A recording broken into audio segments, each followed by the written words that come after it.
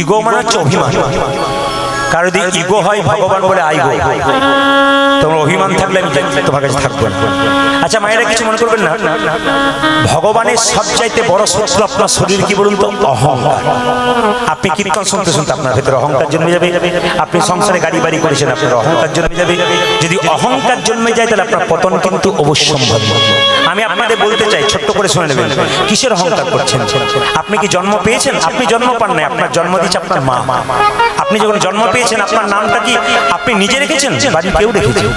আবার দেখবেন আপনি কি পড়েছেন? না, মাস্টারমশাই পড়িয়েছে তারপর পড়েছেন। আপনি কি চাকরি পেয়েছেন? তার একজন দিয়েছে। শেষে যখন শ্মশান ঘাটে যাবেন তখন কিন্তু আপনি নিজে যেতে পারবেন না, অন্যজন আপনাকে নিয়ে যাবে। সব যদি অন্যের হয় তাহলে আপনার বলতে কি আছে? কিসের অহংকার করছেন? রাত্রিবেলায় কীর্তন শুনতে এসছেন, বাড়ি যাবেন গ্যারান্টি নাই।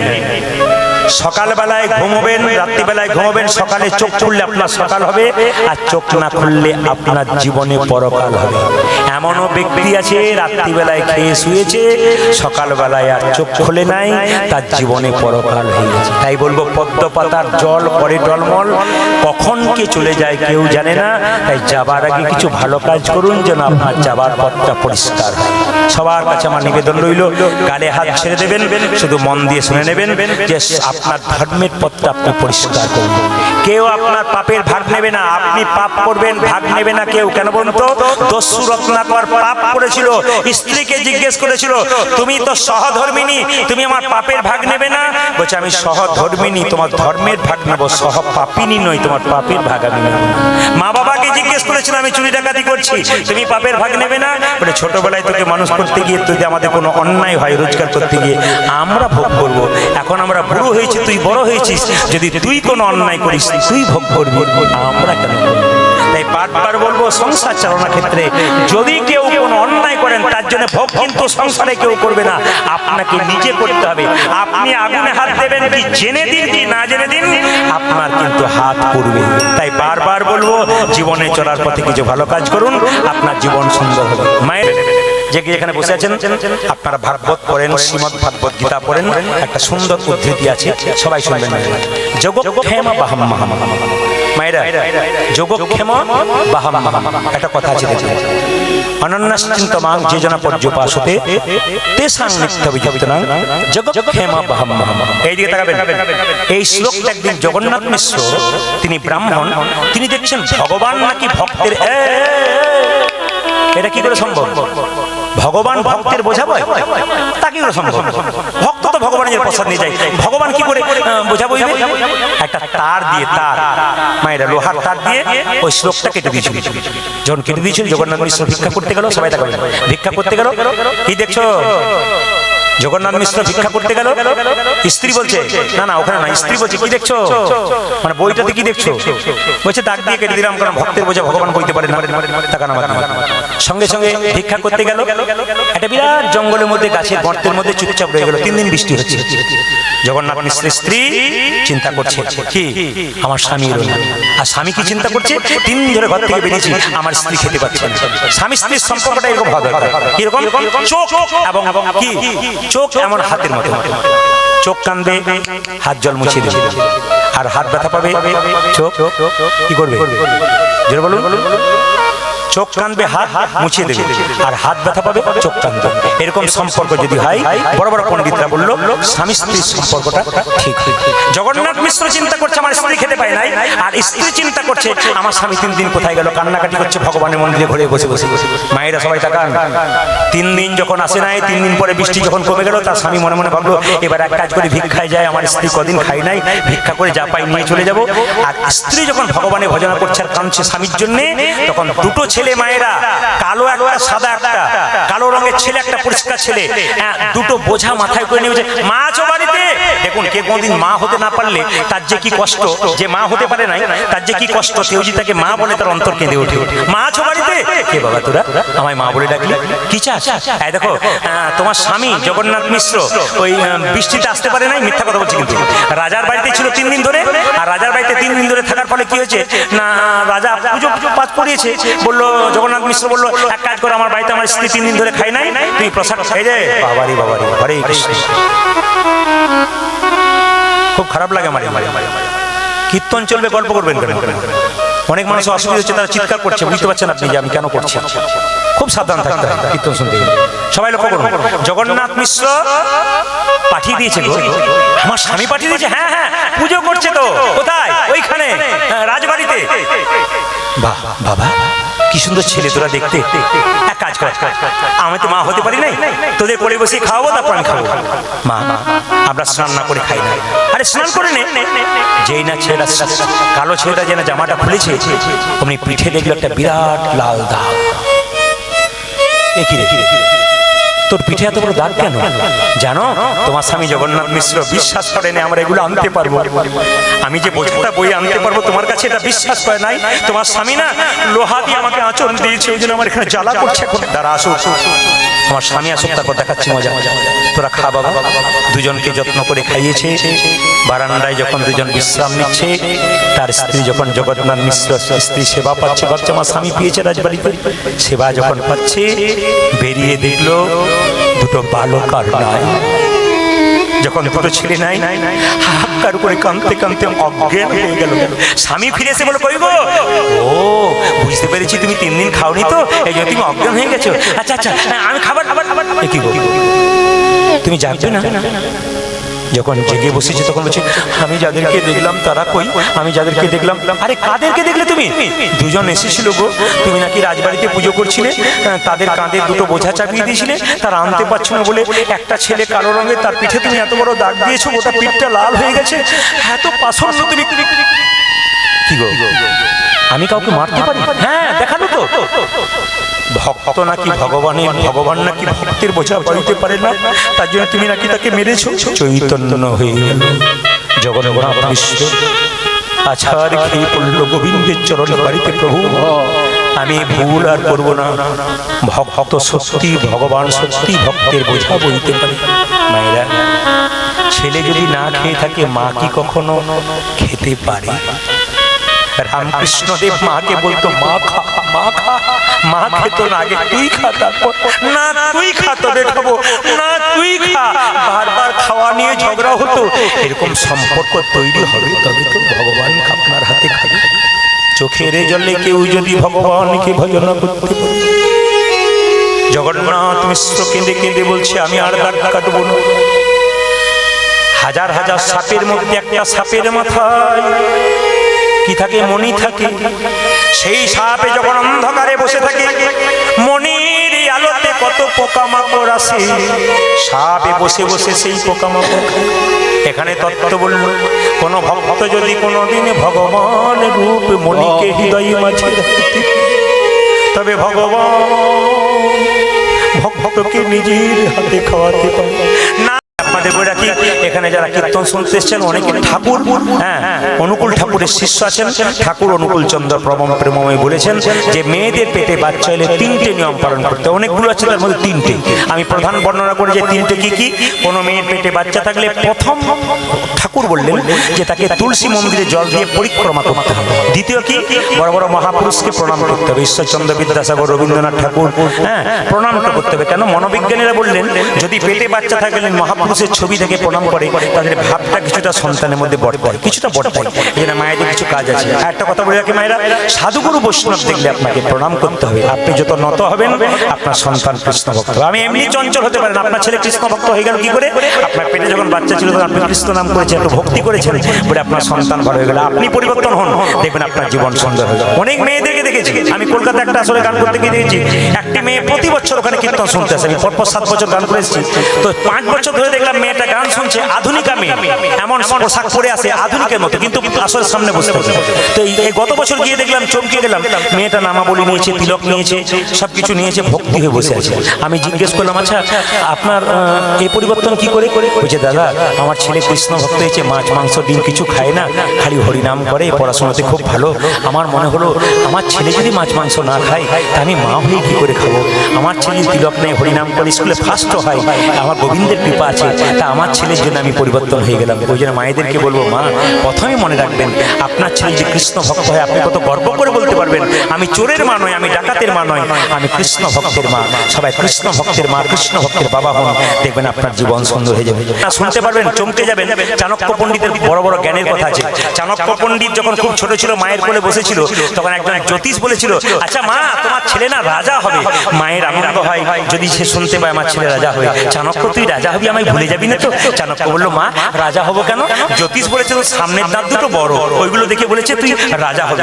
ও আমার সামনের দাঁত দুটো বড় হলেই বুঝি বড় লোক হয়, রাজা হয়? আরে না না, তোর দাঁত দুটো লক্ষণ খুব ভালো, ওই জন্য বলছে তোর দাঁতটা দেখে বললো তুই রাজা হবি, আমায় ভুলে যাবি না তো? বলছে মা দাঁতগুলো বড়, জ্যোতিষ বলেছে আমি রাজা হব আর তোমাকে ভুলে যাবো? আচ্ছা তুমি কোল থেকে নামিয়ে দাও।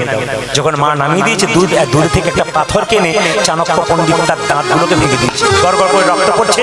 মা জিজ্ঞেস করছে, খোকা তুই পাথর দিয়ে দাঁতটা ভেঙে দিলি কেন?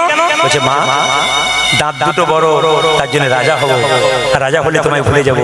দাঁত দুটো ভেঙে দিলাম আর রাজা হবো না, আর তোমায় জীবনে আমি ভুলেও। কত সুন্দর সুন্দর শিক্ষা দিয়েছে দেখুন। বড় বড় পণ্ডিতের কথা হরিনামে বসে শুনতে হয় কেন? তাদের কাছ থেকে বৃহৎ বৃহৎ শিক্ষা আছে। এই শিক্ষাগুলো যদি জীবনে নেবেন আপনার সুন্দর জীবন হবে। এই জন্য আমি আপনাদের বারবার বলবো, যিনি আপনারা শিল প্রভুপাদ ইস্কন মন্দিরের প্রতিষ্ঠাতা, তার কথা শুনবেন। তার মা তো কৃষ্ণ ভক্ত ছিল, তার বাবা কৃষ্ণ ভক্ত ছিল। তার বাবা কলকাতায় বাস করতেন। ছোটবেলায় তার বাবার কাছে খেলা করতো। সকালবেলায় বাবা 10টা পর্যন্ত দরজায় বসে থাকতো। কোনো বৈষ্ণব গেলে বলতো, একবার আসুন, কি হয়েছে বলবেন তো? আমার ছেলের মাথায় হাত দিয়ে বলুন যেন রাধারানী কৃপা হয়। বাবা ডেকে ডেকে বৈষ্ণবকে বলতো, আমার ছেলের মাথায় একটু হাত দিয়ে শুধু বলে দিন যেন রাধারানীর কৃপা হয়। আমরা কীর্তন করতে যাই, অনেক মায়েরা বাচ্চাকে কোলে করে নিয়ে বলে, আপনি একটু আশীর্বাদ করে দিন যেন আমার ছেলে কৃষ্ণ ভক্ত হয়। এই যে মায়েদের আকুলতা, বাবাদের ব্যাকুলতা, এই জন্য আপনার ছেলে কৃষ্ণ ভক্ত হবে। কেন? আপনার রক্তে ভক্তি রয়েছে। আপনাকে তিলক মালা নিতে হবে তার কোনো কথা নাই, আপনার ভেতরে চৈতন্যটা জাগতে হবে যে আমি কৃষ্ণ ভক্ত হতে পেরেছি। যদি ভেতরে আধ্যাত্মিকতা জন্মায়, ভক্তি জন্মায়, আপনার ছেলে কৃষ্ণ ভক্ত হবে না। কে বলেছে?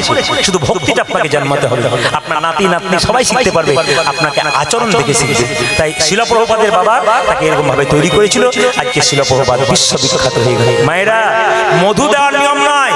মধু দেওয়ার নিয়ম কি দেখুন, শাস্ত্র পরিষ্কার করে বলে দিয়েছে, মধু কিন্তু জন্মের পরে দিতে হয়। কেন বলতো?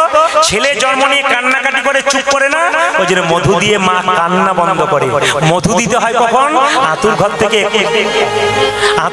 21 দিন পর যখন আপনি নিয়ে যান, হ্যাঁ 21 দিন পর স্নান করিয়ে মন্দিরে যদি একটু প্রণাম করাতে পারেন আর ভগবানকে বলতে পারেন, প্রভু আমার ছেলে যেন মধুর মতো কথা বলতে পারে, এই প্রার্থনা করতে হবে। নবাব হোসেন সাজেনা মুকুন্দ বলে চিৎকার করেছে। মায়েরা এবার কারা কীর্তন শুনছেন মন দিয়ে, এখনই প্রমাণ হয়ে যাবে। বলুন তো, মুকুন্দ সরকারের কীর্তনটা গাইছিল তখন একজন মা হাত তুলে বলুন তো, নবাবকে দুটো মেয়ে পাখা করছিল, প্লাস্টিকের পাখা না তাল পাতার পাখা? জোরে বলুন। যাক, মনে রেখেছেন তার জন্য খুশি। আচ্ছা, যখন পাখা করছিল পাখার মধ্যে কাকের পালক ছিল না কোকিলের পালক ছিল? আমার কীর্তন করতে না এলেই ভালো হতো, আপনারা তো জানেন আগে। তো ময়ূরের পালক ছিল। মায়েরা, যেই না মুকুন্দ বলে চিৎকার করেছে, মুকুন্দ যেই না ময়ূরের পালকের দিকে তাকিয়েছে, হে কৃষ্ণ কৃষ্ণ করুণা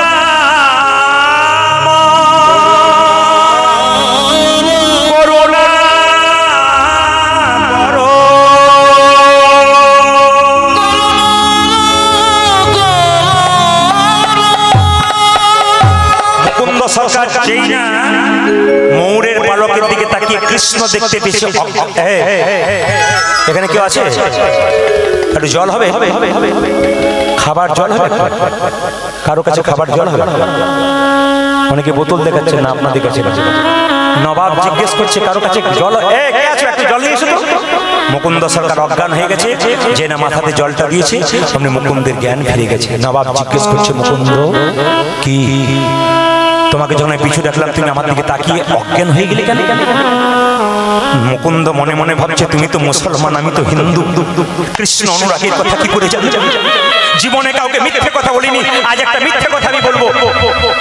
নবাব, আমি সারা বাংলা চিকিৎসা করি, আমার মৃগীর ব্যারাম আছে। চুপ করো। নবাব বলে, মুকুন্দ তোমার হয়তো জানা নেই, তোমার হয়তো জানা নেই, আমার একটা রাজ্যে নিয়ম আছে, কেউ মিথ্যে কথা বলে তার জিভটাকে আমি টেনে ছেড়ে দিই। কিন্তু তুমি যেহেতু আমার রোগ ভালো করেছো, আচ্ছা মুকুন্দ, তোমার যদি মৃগী রোগ থাকবে, তুমি যখন অজ্ঞান হয়ে গেছিলে কৃষ্ণ বলে কাঁদছিলে কেন? তোমার যদি মৃগী রোগ হবে, তবে যখন কৃষ্ণ বলে কাঁদছে তোমার চোখ থেকে জল পড়ছিল কেন? মুকুন্দ বলল, নবাব আমার অপরাধ হয়ে গেছে। নবাব বলল, অপরাধ তোমার ভাই না, আমার হয়েছে। তোমার মতো কৃষ্ণ ভক্তকে আমার কেনা গোলাম মনে করে আমি বড় ভুল করেছি। তবে মুকুন্দ, তোমার যে এত অভাব ছিল, আর কোনো অভাব থাকবে না। গোটা শ্রীখণ্ডটা আমি তোমার নামে লিখে দিলাম। মায়েরা বলুন তো, ঈশ্বর যা করে তা। মুকুন্দ সরকারের কিছু ছিল না, কিন্তু নবাব কি করলো? মহাপ্রভু তারা নবাবকে দেই কি করলো? মুকুন্দ সরকারকে গোটা শ্রীখণ্ডটা লিখে দিল। তবে শোনো, তুমি ফিরে যাও মুকুন্দ, কিন্তু আমার যদি কোনদিন রোগ হয় তুমি ফিরে এসো। কথা দিলাম নবাব, আমি নিশ্চয় আসবো। মুকুন্দ সরকার বাড়ি যাচ্ছে, আর যেতে যেতে গাইছে, ওই আমি কোথায় গেলে পাবো গো দেখো আমার ঘন আমার ঘন শ্যামল ধ্বনি, আমার কোথায় গেলে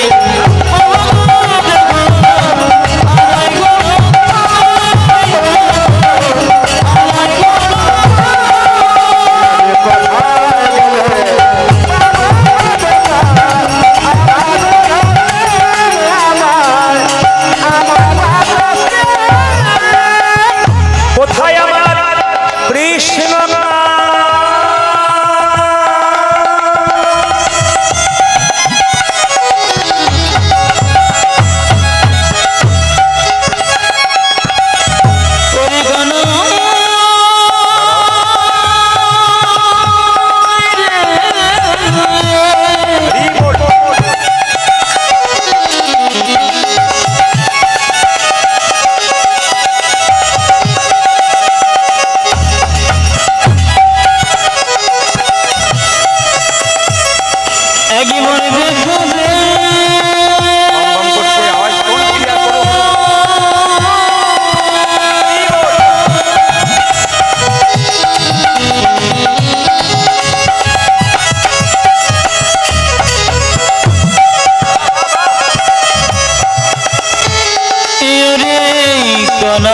দেখো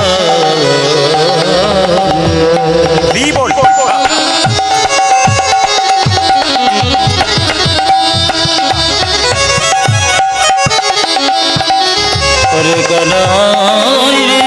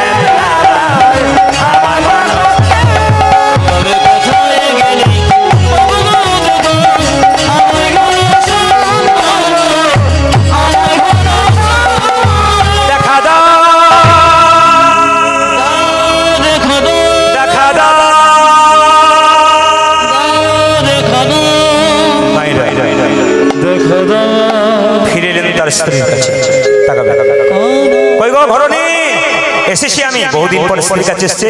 স্ত্রী চিৎকার করে বলল, স্বামী তুমি যেদিন থেকে গেছো আমার শরীরে বড় গন্ডগোল। কি এ কি আমার হলো গো স্বামী, এ কি আমার হলো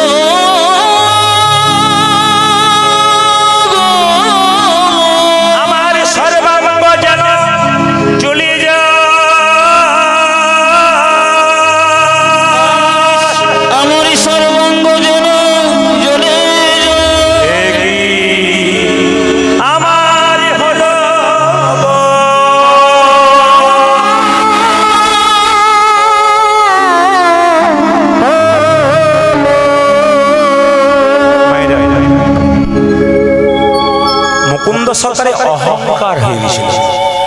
কিছু মনে করবেন না। মায়েরা, মুকুন্দ সরকারের স্ত্রীর গর্ভে সন্তান এলো, আর সেই সন্তানটা জন্ম নিল সরস্বতী পুজোর দিনে। আর সরস্বতী পুজোর দিনে কি হলো মায়েরা, যে না জন্ম নিচ্ছে মাথায় একটু কাপড় নিন, সবাই মিলে সরস্বতী পুজোর দিনে জন্ম নিচ্ছে মুকুন্দ সরকারের সন্তান। মুকুন্দ সরকার সরস্বতী পুজো করছে, আর সেই সময় তার স্ত্রী গর্ভের সন্তান ভূমিষ্ঠ হচ্ছে। আহা হেন কালে জন্মিল শির গুণন্দন, হেন কালে জন্মিল শির গুণন্দন, কালে জন্মিল শির গুণন্দন। তুমি তো দিব্যি পুজো করছো, তোমার মনে আছে? তোমার স্ত্রী গর্ভ থেকে সন্তান ভূমিষ্ঠ হলো সরস্বতী পুজোর দিনে। আহা হেন কালে জন্মিল শির গুণন্দন, হেন কালে জন্মিল শির গুণন্দন, মুকুন্দ দাসেরি তাহা আনন্দিত, ওরে মুকুন্দ দাসেরি তাহা আনন্দিত। আজ মুকুন্দ দাসেরি তাহা আনন্দিত। আমার সন্তান হয়েছে, আনন্দ ধরে না, আনন্দ ধরে না, মুকুন্দ দাসের মনে আনন্দ ধরে না, মুকুন্দ দাসের মনে পুত্র বদন হে,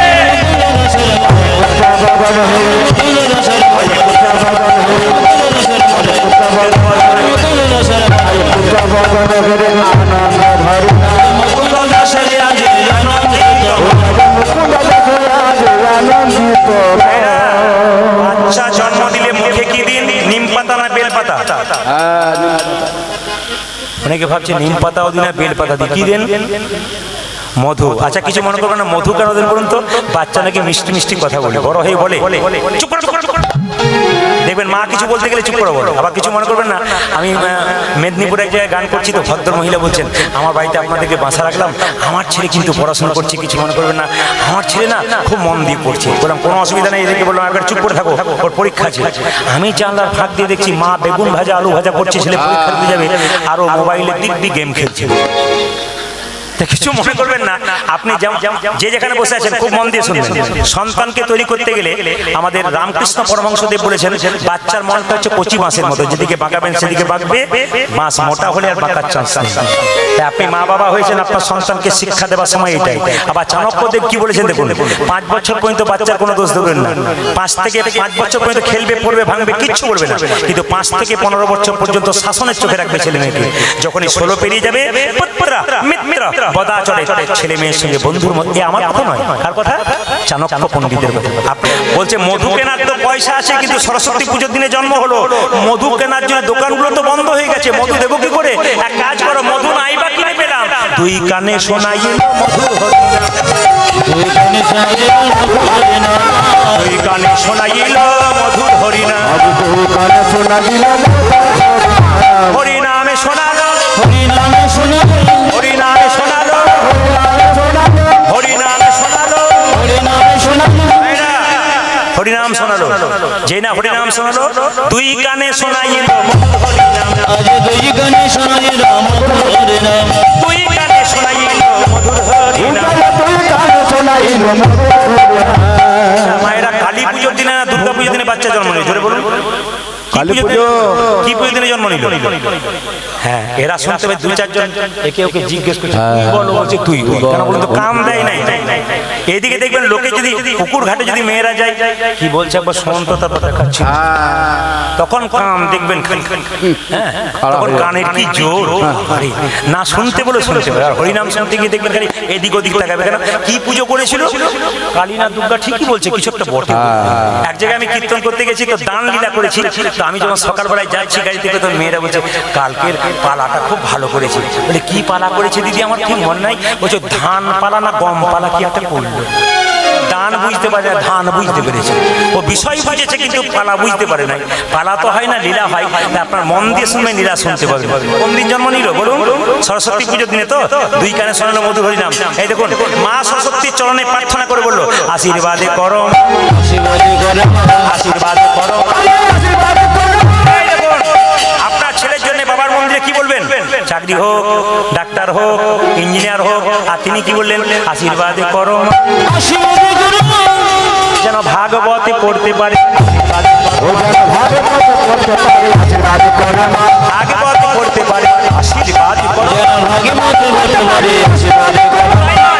আশীর্বাদ করো মা, আশীর্বাদ করো মা, আশীর্বাদ করো মা, আশীর্বাদ করো না সংকীর্তন গাইতে পারি, আশীর্বাদ করো, যেন সংকীর্তন গাইতে পারে আশীর্বাদ করো মা, সংকীর্তন গাইতে পারে হরি হরি হরি যেন বলে। সংকীর্তন গাইতে পারে হরি হরি হরি যেন সংকীর্তন গাইতে পারে হরি হরি হরি সংকীর্তন গাইতে পারে হরি হরি হরি যেন সংকীর্তন গাইতে পারে হরি হরি হরি বলে আশীর্বাদ করো দুই গানে শোনাইল মধুর হরে না শোনাইলো মধুর হবে না আচ্ছা বাবা, কিছু মনে করবেন, ছেলের তো একটা নাম রাখতে হবে। আপনার এখানে ছেলে নিয়ে এসে কেউ গোপাল লিখেছেন, কেউ শ্যামল লিখেছেন, কেউ বিমল লিখেছেন, আবার কেউ অনেকে নাম লিখেছেন। আমি একটা কথা আপনাদের বলবো, বাচ্চাদের নাম কিন্তু ভালো রাখবেন, কৃষ্ণ ভক্ত সন্তান হবে। মেয়েদের নাম সেরকম রাখতে হয়, এমন নাম রাখবেন যে নামটা বললে মুখের একটু ভালো রুচি হয়। আপনি ভালো নাম রাখবেন ছেলে মেয়েদের, আপনার লাভ আছে। আমি এক জায়গায় গিয়েছি, 5টা ছেলে নাকি, কি নাম যেন ভুলে গেলাম, হ্যাঁ আর বাবা সব গেছে মানে কষ্টকালে আর কি। সবাই লক্ষ্য করুন মায়েরা, এই যে দেখেন এক জায়গায় আমি না না হরে কৃষ্ণ, রাধা রানী কি, ট্রাক্টর চালিয়ে সব জায়গায় বলো রাধা রানী কি, শ্যাম সুন্দর কি। মায়েরা, আমি একটা জায়গায় গেছি গান করতে, তো যার বাড়িতে বাসা, বাচ্চাগুলো খুব চিৎকার করছে, এ গিয়ে বলছে দাদা আপনার ছেলেরা তোমাকে জ্বালাচ্ছে, একটু তাড়ি দিন তো। বলছে যে এগুলো পাড়ার ছেলে বোধহয় নাকি, বলছে না না এই 5টা ছেলে আমার। বলছে বাবা রে, এক ছেলের বাপ হতে বাবাদের কত যন্ত্রণায়, বলে 5 ছেলের বাপ। তাহলে আপনি নিশ্চয়ই লিখেছেন অর্জুন, ভীম, যুধিষ্ঠির, নকুল, সহদেব, এসব নাম রেখেছেন। বলছে ও নাম কে রাখে, এই ঝন্টু, মন্টু, আগে নন্টু, আর নাট আর বল্টু। আমার দাদা আচ্ছা নাম রেখেছেন, আমার ঝন্টু মন্টু নন্টু আপনার কিছু করতে পারবে না, নাট বল্টু কিন্তু আপনার কিছু করবে। বলে বুঝলাম না, আপনার যখন বয়স হবে তখন নাট বল্টু আপনাকে টাইট দেবে, তখন বুঝতে পারবেন নাট বল্টু নাম। এই জন্য আপনার নামটা কিন্তু ভালো লাগবে। অজামিল চোর ছিল, ডাকাত ছিল, নাম রেখেছিল, ভাগবত কি বলছে, কি নাম রেখেছিল, নারায়ণ। অজামিল বৃত্ত হয়ে গেছিল, নর্দমায় পড়ে গেছিল, নারায়ণ বলে চিৎকার করেছিল, যমদূতরা নিতে এসেছিল, কিন্তু না, বিষ্ণুদূতরা তাকে কোথায় নিয়ে গেছিল, বলে মৃত্যুকালে যে যেমন নাম স্মরণ করবে সাত সেরকম হবে। মায়েরা, মরবার সময় যে যেমন চিন্তা করে তার সেরকম জন্ম হয়। ভালো করে শুনে নিন, আপনি যেমন ভাবে দাঁড়াবেন, আপনাকে ক্যামেরাতে যেমন ছবি তুলবে, আপনি বাঁকা দাঁড়াবেন বাঁকা উঠবেন, আপনি সোজা দাঁড়াবেন সোজা উঠবে, আপনি টেরা দাঁড়াবেন আপনার টেরা ছবি উঠবে। আপনি যেমন দাঁড়াবেন সেরকম ছবি কিন্তু আপনার হবে। মৃত্যুকালে যেমন চিন্তা করবেন আপনার সেরকম জন্ম হবে। মৃত্যুকালে যদি কৃষ্ণ চিন্তা করতে পারে তবে তার জন্ম কিন্তু ভালো হয়। সবাই লক্ষ্য করুন, মৃত্যুকালে যে যেমন চিন্তা করবেন, এইদিকে প্রশ্ন করবেন মৃত্যুর সময় কষ্ট পাই, কি চিন্তা করব, কৃষ্ণ চিন্তা করলে কিন্তু আপনার লাভ আছে। কৃষ্ণ চিন্তা করা অভ্যাস করা থাকবে, তবে আপনার মৃত্যুর সময় কৃষ্ণ স্মরণ হবে। আর জীবনে আপনি কৃষ্ণ নাম করলেন না, মৃত্যুর সময় আপনার কৃষ্ণ চিন্তা কিন্তু কোনদিন আসবে। তাই রাধি বলুন, রাধা রানী কি, জোরে বলবেন, জোরে, রাধা রানী কি, বাবা শ্যাম সুন্দর কি, মদন মোহন কি, হরিবাসর কি, ঘুম আসছে তাদের কি, না তাদেরও জয় ধ্বনি দেবে যাদের ঘুম আসছে। জোরে বলুন, রাধা রানী কি, শ্যাম সুন্দর কি, মদন মোহন কি। সবাই মিলে মায়েরা, মুকুন্দ সরকারের ছোট্ট ছেলেটা জন্ম নিল, তার নাম রঘুনন্দন। আর সেই রঘুনন্দন যখন বড় হলো তখন গাইতে লাগলো পথ চলিতে। কি গাইছে মায়েরা, সবাই মিলে হাত তুলে, পথ চলিতে আর বলিতে, পথ চলিতে আর বলিতে, পথ চলিতে আর বলিতে, পথ চলিতে আজ বলিতে। যে যত তুলবেন হাই তার তত মনে হয় বাড়ি যায়। হাত তুলুন, সবাই হাত তুলুন। বাবার মন্দিরে যারা আছেন নিচে বসে উঁচুতে বসে সবাই হাত তুলুন, তালি দিন। পথ চলিতে আর বলিতে, পথ চলিতে আর বলিতে, একবার গাবো গাবো কৃষ্ণ নাম, হরি নাম, মধুর নাম, উলধ্বনি। পথ চলিতে আর বলিতে, পথ চলিতে আর বলিতে, কৃষ্ণ হরে রাম, হরে রাম। পথ চলিতে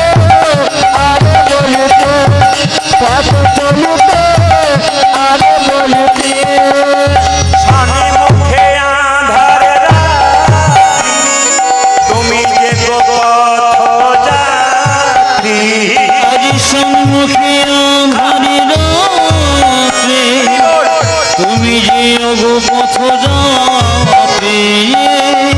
আজকে বৃষ্টির দিনে ভাবলাম একটু শান্তি পাবো, আপনার দু চারজন খসে গেলে আমি কমাতে পারবো, আবার দেখুন ঘুরে ঘুরে আসছে, ওই জন্য ভয় লাগছে যে আমি ভাবছি শেষ করে দেবো কিন্তু করতে পারছি না। হাত তুলুন, যত জেগে থাকবেন তত আমি যাবো। তবে আজকে কিছু মনে করবেন না, আমি কিন্তু আজকে সিদ্ধান্ত নিয়েছি 3টে পর্যন্ত কীর্তন করবো। রাজি আছেন? 3টে মানে ভোর 3টে বলিনি, 3 ঘন্টার কথা বলি। অত ভয় খাওয়ার দরকার নেই, আনন্দ করার দরকার নেই। হাত তুলুন। পথ চলিতে পথ চলিতে আর বলিতে চলিতে আর বলিতে পথ চলিতে আজ বলিতে একবার গাহো গাহো কৃষ্ণ নাম, হরি নাম। পথ চলিতে আর বলিতে পথ চলিতে আর বলিতে কৃষ্ণ হরি পথ চলিতে আর বলিতে পথ চলিতে আর বলিতে আমি মুখে আঁধারে রাত্রি, তুমি যে গো পথ যাতে। সম্মুখী আঁধারে রাত্রে তুমি যে অগো পথ যাত্রী। ওই স্বামী মুখে আঁধারে রাত্রি, তুমি যে গো পথ যাত্রে। মুখে আঁধারাত্রি তুমি যে যোগ পথ যাত্রী একবার গাহো গাহো নাম, হরি নাম।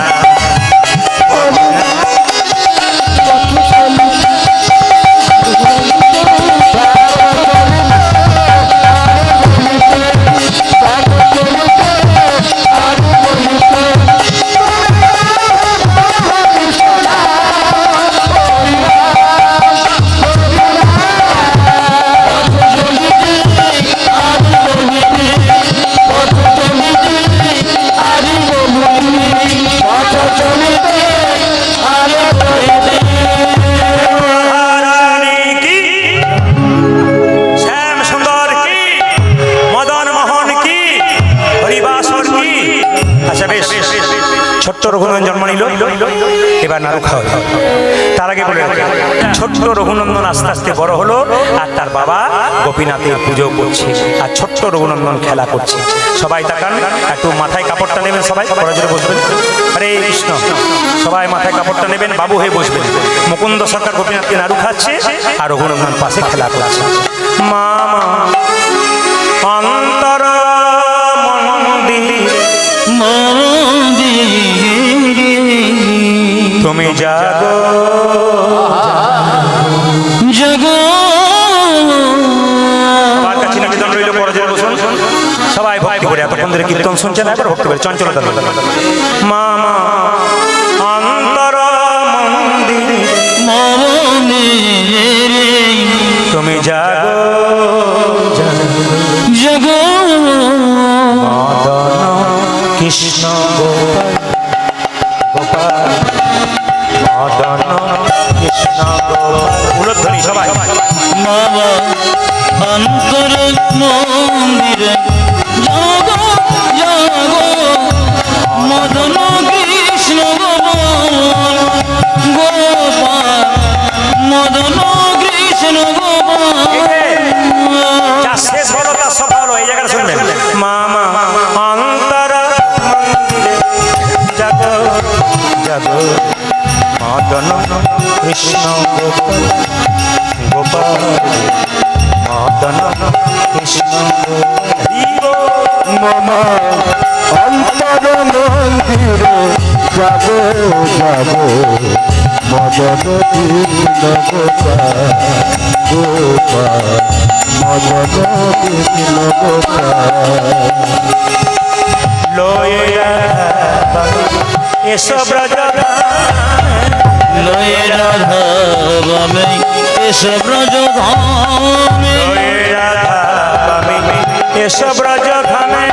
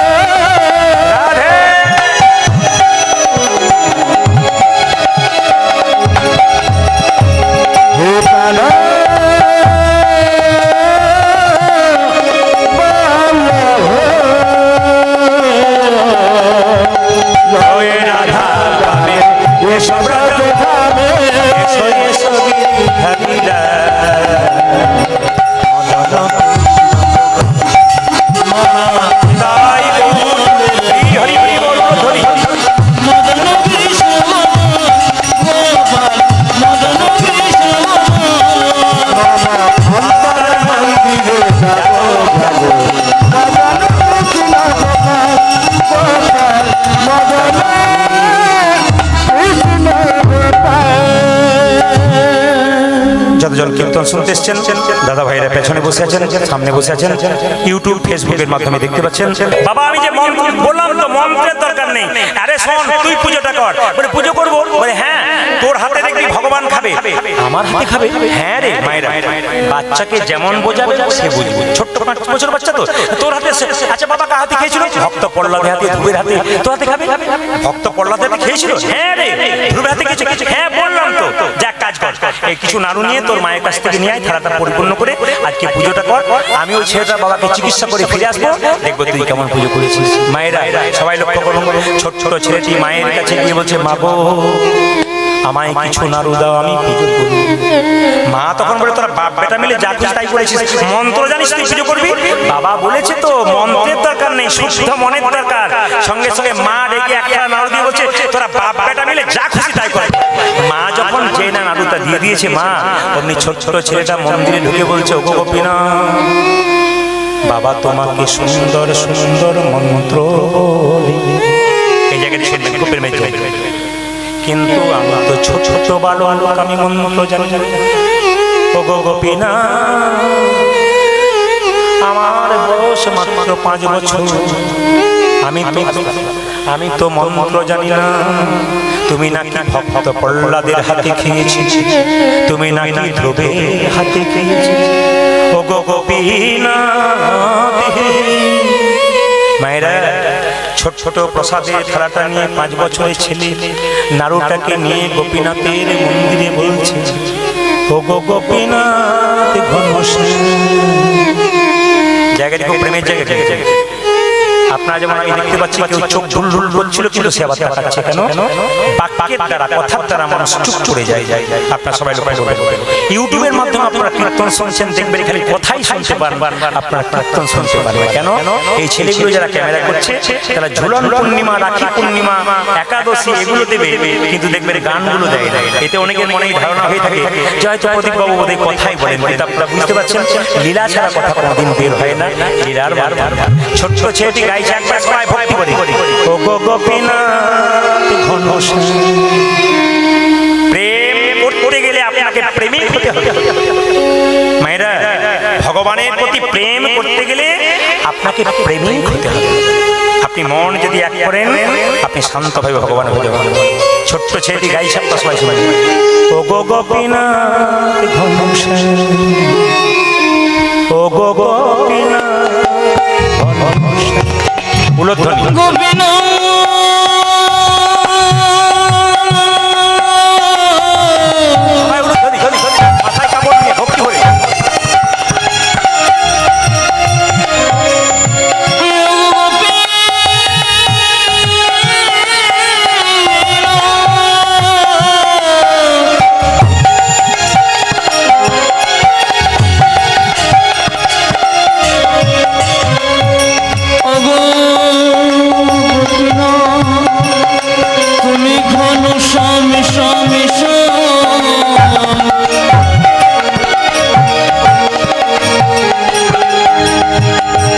গোপীনাথ তুমি ঘন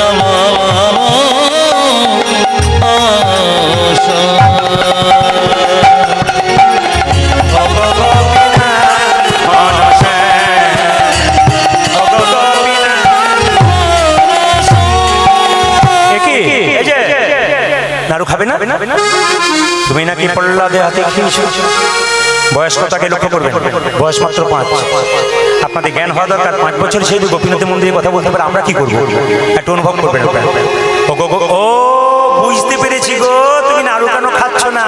দরজাটা হাঁ করে খোলা আছে তো তোমার লজ্জা করছে। দেখি দেখি দেখি দেখি দেখি দরজাটা বন্ধ করলো। হ্যাঁ, তোমার হাতে বাঁশিতে অসুবিধা হচ্ছে। আচ্ছা বাবা, বাঁশিটাকে খুলে দিচ্ছি। ও চূড়াতে অসুবিধা হচ্ছে, চূড়াটা।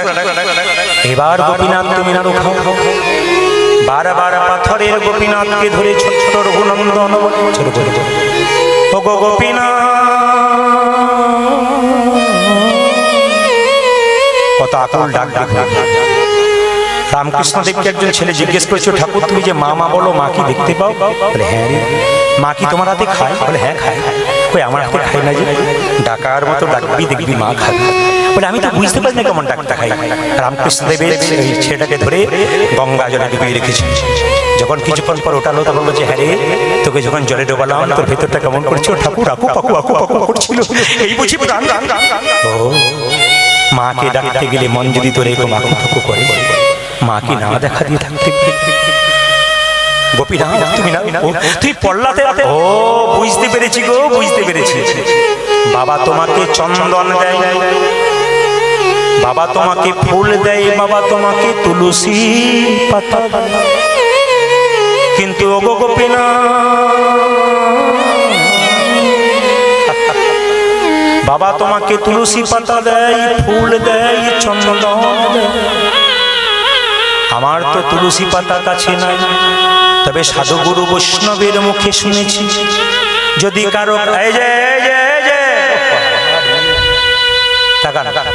সাধুগুরু বৈষ্ণবের মুখে শুনেছি, তুলসী পাতা যদি কারো কাছে নাই বা রইল, তবে মন তুলসী গোবিন্দের চরণে।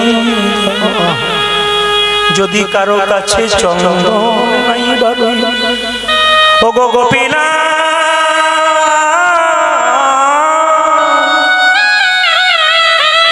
বাজার থেকে চন্দন কিনে তোমার চরণে ভক্তরা দেয়। কিন্তু আমার তো 5 বছর বয়স, আমি তো চন্দন কিনতে পারবো না। তবে সাধুগুরু বৈষ্ণবের মুখে শুনেছি, চন্দন নাই বা রইল, ভক্তি চন্দন তোমাকে দেব। গঙ্গা জল আমার কাছে নাই মায়েরা, গঙ্গা জল নাই বা রইল, দুটি নয়নের জল যদি নিতাই গৌর হরি বলে বলে ভগবানের চরণে দিই, তবে গোবিন্দ খুশি হয়ে যায়। বুঝেছি বুঝেছি, বাবা তোমাকে সুন্দর করে সাজায়, আমি সাজাতে পারি না বলে তোমার খুব দুঃখ হয়েছে, তবে তোমাকে সাজাবো। কেমন ভাবে সাজাবো জানো?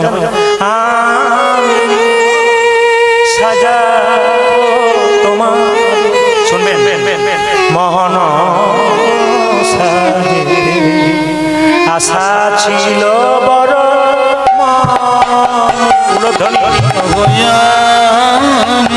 বাবা সজব তোমারি মোহন সরে, আশা ছিল বড়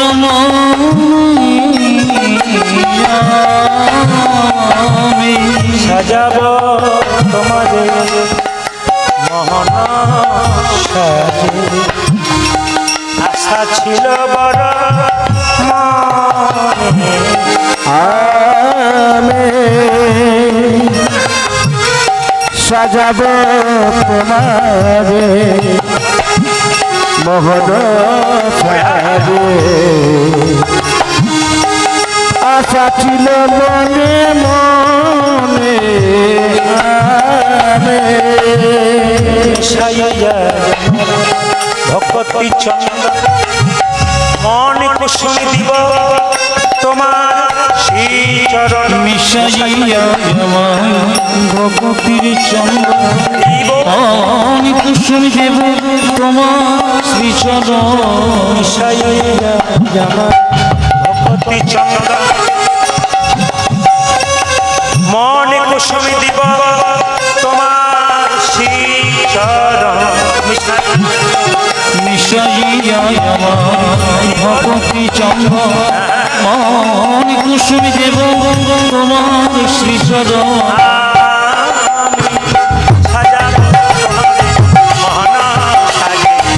আশা ছিল বড়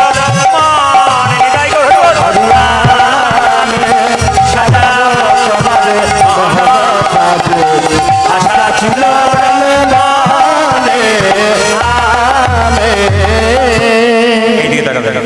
আপনারা যে কীর্তনটা সুযোগ পেলেন শুনবার, মায়েরা যে এখানে বসে আছেন, এই কচুজোর থেকে আমার ভাইকে দিয়ে ফোন করিয়েছিল কীর্তন গানের জন্য, কিন্তু ডেট এবং রেট দুটোই অসুবিধা ছিল। ডেটেও অসুবিধা, রেটেও অসুবিধা। রেটও অসুবিধা হচ্ছে, ডেটও অসুবিধা হচ্ছে, এই নিয়ে হচ্ছিল না।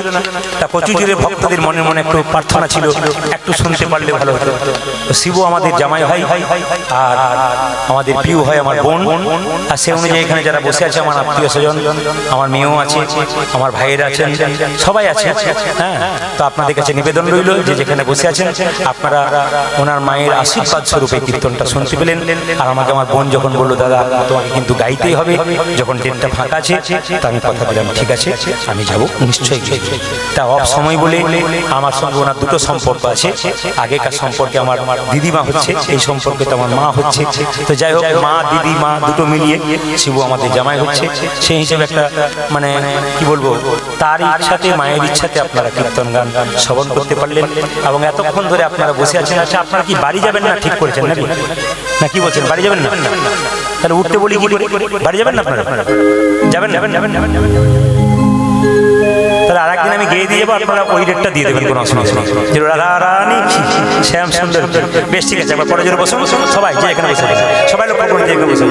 মুকুন্দ সরকার যখন চিকিৎসা করতে গেছে, ছোট্ট ছেলে বলছে তুমি নাড়ু খাবে না, তুমি নাড়ু খাবে না, দাদা বাবা আমাকে এসে কি বলবে, তোমার পায়ে আমি মাথা থেকে মরবো।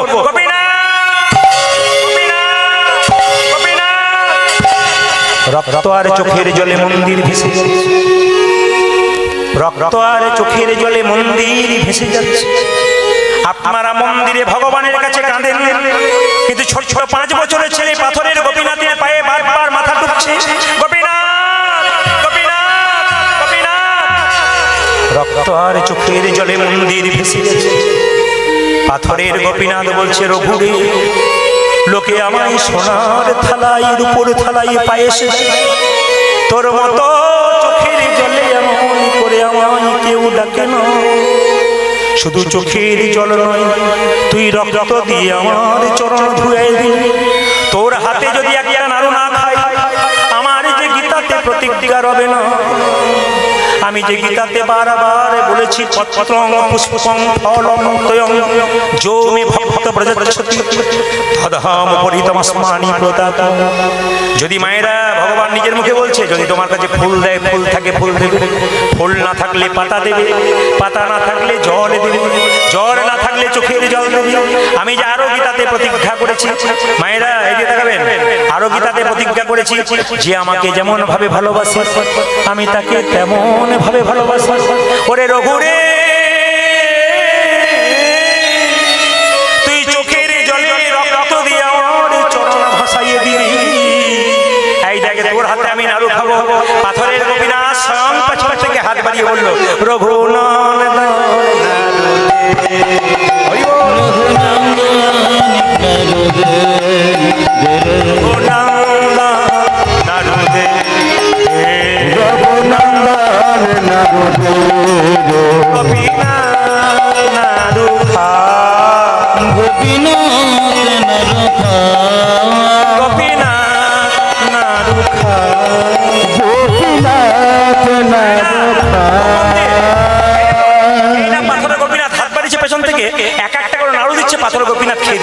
সঙ্গে সঙ্গে রঘুনন্দন বলছে, হ্যাঁ গো, তুমি তো বাবার হাতে এত নাড়ু খাও না, আমার হাতে এত নাড়ু খাচ্ছ কেন? পাথরের গোপীনাথ আকাশবাণী করে বলছে, সবাই আমায় ডাকে রে রঘু, তোর মতো এমন চোখের জলে ভেসে আমার চোখে জল বেশি কেউ ডাকে না চোখের জলে ভেসে কেউ ডাকে এমন চোখের জলে ভেসে কেউ ডাকে না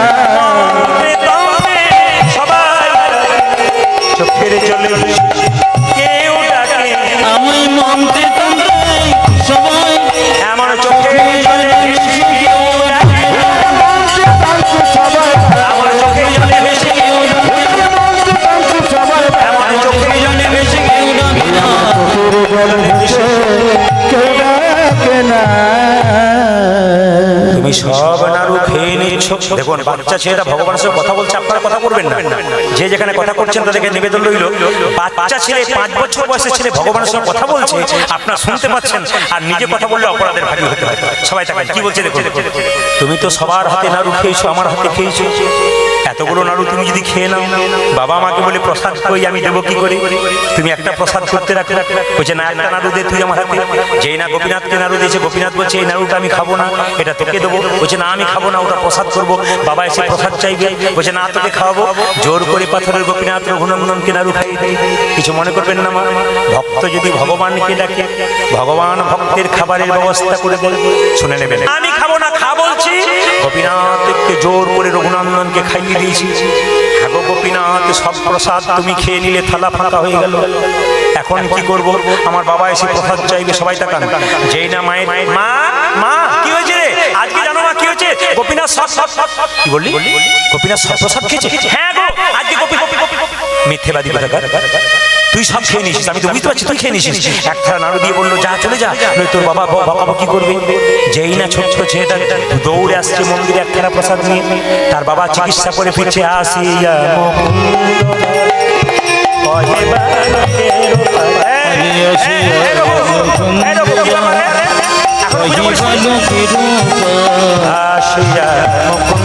দাস কহে বালকের আজিয়া মুকুন্দ কহে বালকের প্রসাদ নৈবেদ্যনা দেখি, প্রসাদ নিবেদনা দেখি, প্রসাদ নৈবেদ্যনা দেখি, প্রসাদ দয়ানা দে কেমন পূজা দিয়েছি, আমি দেখিব কেমন পুজো দিয়েছ, কেমন পূজা দিয়েছি। ওই আমি দেখিব কেমন পূজা দিয়েছ। সকালবেলায় এখন কি করছিস তুই? সকালবেলায় পুজো করতে পারছিস না? বাবা জানো আজকে গোপীনাথ স্বপ্ন রুখেছে, মিথ্যেবাদী করে। আমার একটা মাত্র ছেলে, সেটাও মিথ্যেবাদী হলো। আমি তোকে বারবার যেন গোপীনাথকে তুই পুজো করতে পারিস, তার জন্য বলেছিলাম রঘু ভক্ত পড়লা ধুয়ে হাতে খেয়েছে, তুই খাওয়াতে পারবি? বাবা খেয়েছিস, দেখাতে পারবি? হ্যাঁ দেখাতে পারবি। দরজাটা বন্ধ করে দিল, বাবা দরজার বাইরে দাঁড়িয়ে আছে। দেখাতে পারলে ভালো নয়, তোর একদিন কি আমার বাবা দরজার পাশে চুপচাপ দাঁড়িয়ে আছে। বাবা দরজার পাশে দাঁড়িয়ে আছে, ছোট ছোট রঘুনন্দন গোপীনাথকে কেঁদে কেঁদে বলছে, ওগো গোপীনাথ, তুমি এতক্ষণে আমার হাতে এত নাড়ু খেলি, এখন আমার বাবা দরজার পেছনে দাঁড়িয়ে আছে, তুমি নাড়ু খাও বললে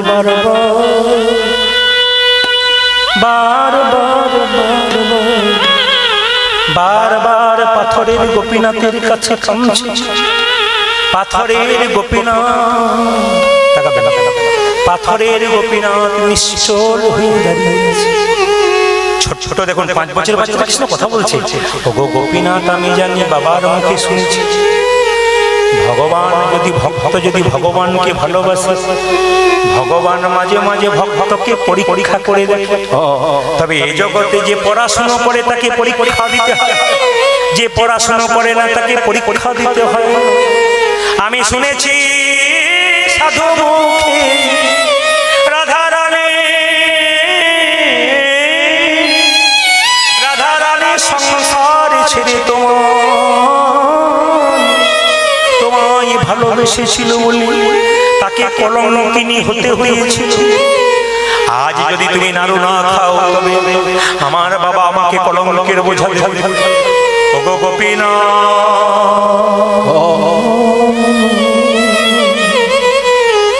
ওগো গোপী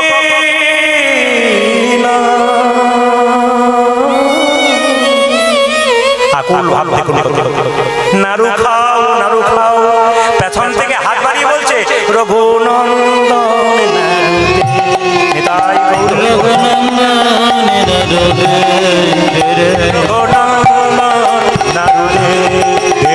যোগনন্দন নারদে গোপীনা নাড়ু খা গোপীনাথ নারুখা গোপীনা নাড়ু খা গোপীনাথ নারখা যেই না বলেছে রঘুনন্দন নাড়ুদে বাবা দরজা ছিল দরজাটা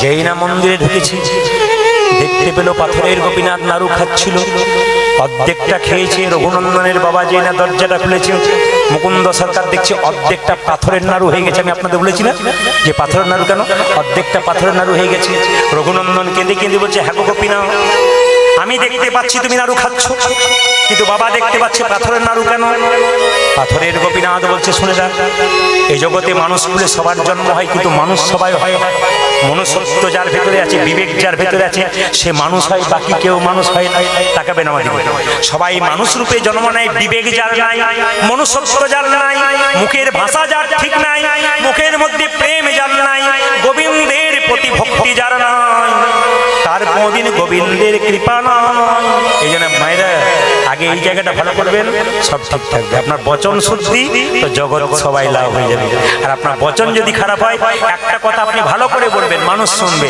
আপনি খারাপ করে বলবেন তো মানুষ আপনাকে বিকৃত করবে ওই জন্য বচন শুদ্ধতার উপর নির্ভর করে এই জন্য বচন শুদ্ধের দরকার আছে সবাই তাকাবেন যে যেখানে আছেন ছোট্ট রঘুনন্দন কেঁদে কেঁদে বলছে গোপীনাথ বলছে শুনে রাখ রঘুনন্দন তুই দেখতে পাচ্ছিস তোর বাবা কেন দেখতে পাচ্ছিস বলে কেন এক ট্রাক বালিতে যদি এক হাত চিনি ছুঁড়ে দেওয়া হয় সবাই শুনবেন মায়েরা এক ট্রাক বালিতে যদি এক হাত চিনি ছুঁড়ে দেওয়া হয় এক ট্রাক বালিতে যদি এক হাত চিনি ছুঁড়ে দেওয়া যায় চিনি আর বালি যদি একসঙ্গে মিশিয়ে দেওয়া যায় চিনিকে কি কেউ পারে চিনিতে এক ট্রাক বালিতে কেউ পারে না কিন্তু একজন পারে পিপিলিকা পারে চিনিকে এক ট্রাক বালিতে চিনিতে পিপিলিকা পারে চিনিকে চিনিতে এক ট্রাক বালিতে পিপিলিকার মতো যারা গৌর ভক্ত হয় যারা গৌর বলে কাঁদতে জানে যারা গৌর বলে দুটি বাহু তুলে নিতাই গৌর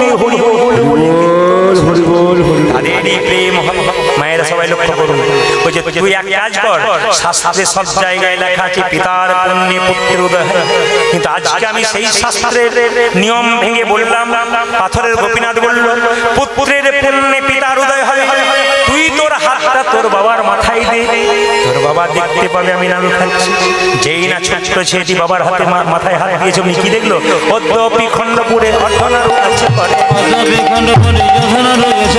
অদ্যপি খণ্ডপুরে অর্ধনারু আছে করে খণ্ডপুরে রতনার আছে করে যত ভগবান জনে জন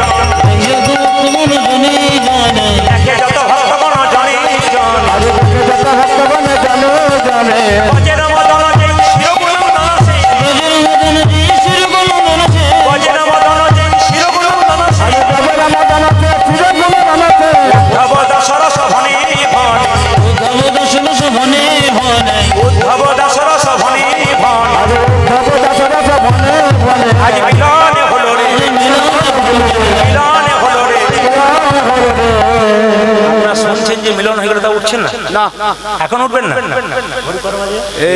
ভেবেছিলাম 11:15 করবো কিন্তু দেখুন 7:30 8:30 আরম্ভ হয়েছে এখন 11:20 বাজছে আপনারা উঠবেন না এবার কিন্তু আমি উঠতে বাধ্য হবে তবে আপনাদের কথা দিয়ে গেলাম যদি প্রভু কোনদিন কৃপা করে আপনাদের যারা বৃষ্টির জন্য আসতে পারলো না অনেকে ভেতরে আকাঙ্ক্ষাটা রয়ে গেল যারা ভাগ্যবান আজকে বৃষ্টিতে এসে কীর্তন শুনলেন ভগবান কৃপা করলো কেন একবার পরীক্ষা করে দেখলে এক ঝাপট বৃষ্টি দিয়ে দেখি কতগুলো আসে যেগুলো ধাক্কা পেয়েও চলে এসছে সেগুলো গোবিন্দ চরণ পেয়ে গেল আর যেগুলো আসবো বলে আসতে পারে নাই ওই মালদা জেলায় দেখবেন আম মাঝে মাঝে গাছে পাকে না তখন জাগানো হয় ওরা এখন জাগছে ওরা যখন পাকবে জাগে তখন আপনারা কিন্তু গাছেই পাকা হয়ে গেছেন গোবিন্দ সবাই লেগে গেছেন সবাই হাত তুলুন একসঙ্গে তালি একসঙ্গে হাত শ্যামল তুলুন হাত তালি দিয়ে সবাই সবাই হাত তালি দেবেন বসে বসে একসঙ্গে দাঁড়ান দাঁড়ান কানের সঙ্গে হাত তুলুন একসঙ্গে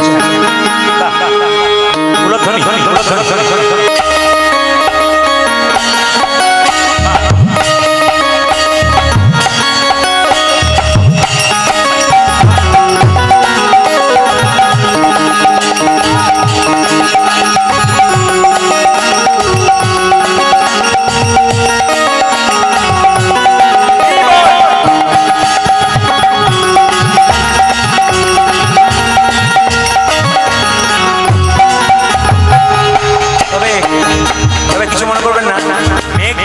প্রচন্ড আছে, ভয়ে যারা এসছেন ভয় খেয়ে যান, যারা এসছেন তারা জিতে গেলেন।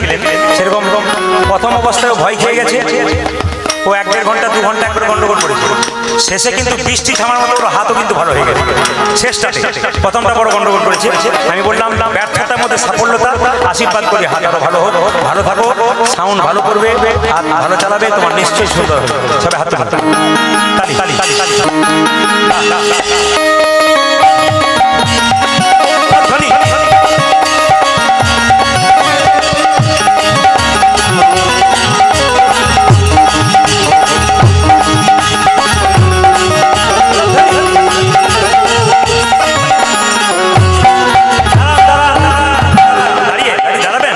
কেউ যে দাঁড়িয়ে নাচতে চান কোনো অসুবিধা নেই।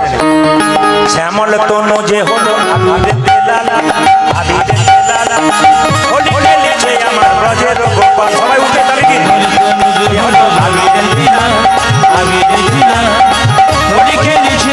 এই যে, আচ্ছা আচ্ছা, খাবার আগে হাত ধুতে হয় না? যেটা বলুন, খাবার হাতে হাত ধুতে হয় না খাবার আগে? এখন প্রসাদটা নেবেন আপনারা, প্রসাদ দেওয়া হবে, তার আগে হাতটা পরিষ্কার করে নিন তালি দিয়ে। সবাই যে পরিষ্কার করবেন না তার কিন্তু হৃদয় হরি বলবে। হাত তুলুন। শ্যামল তনু যে হলো হোলি খেলেছে আমার ব্রজের গোপাল।